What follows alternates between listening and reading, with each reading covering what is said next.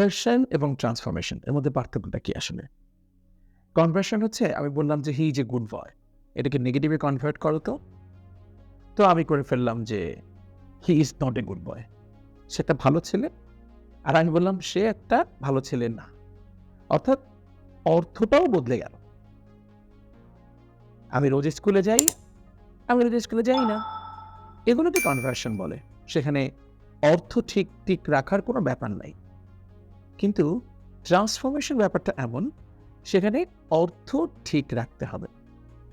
অর্থাৎ আমি যখন একটা অ্যাফার্মেটিভ সেন্টেন্সকে নেগেটিভ কিংবা না বোধক বাক্যে রূপান্তর করব, ওই বাক্যটার কিন্তু অর্থের বদল হতে পারবে না।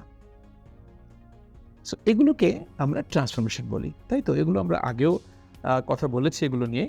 কিন্তু আজকে একটু ট্রিকি কয়েকটা ব্যাপার দেখব।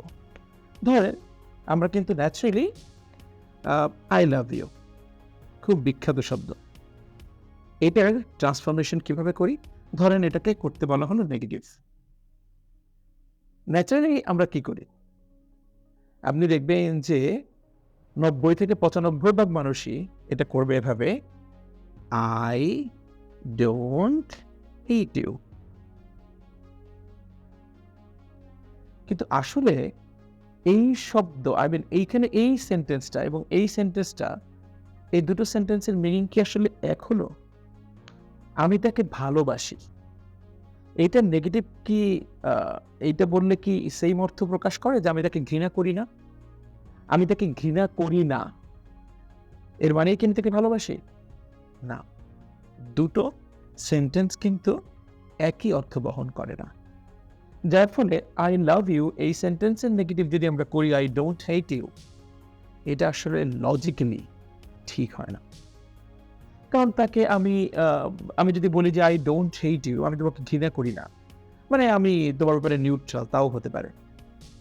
আমি তোমাকে ঘৃণা করি না, এর অর্থ আমি তোমাকে ভালোবাসি মোটেই না।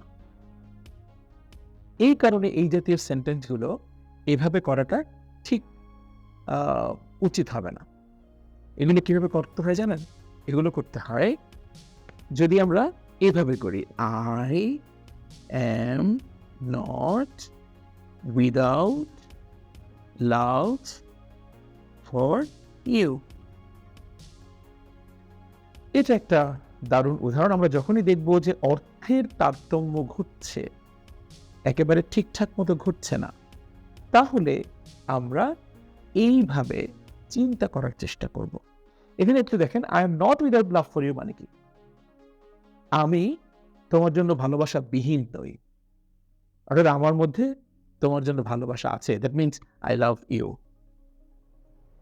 ঠিক আছে? এখানে দেখেন এই নেগেটিভ সেন্সটাও রয়েছে আর অর্থটাও ঠিক আছে।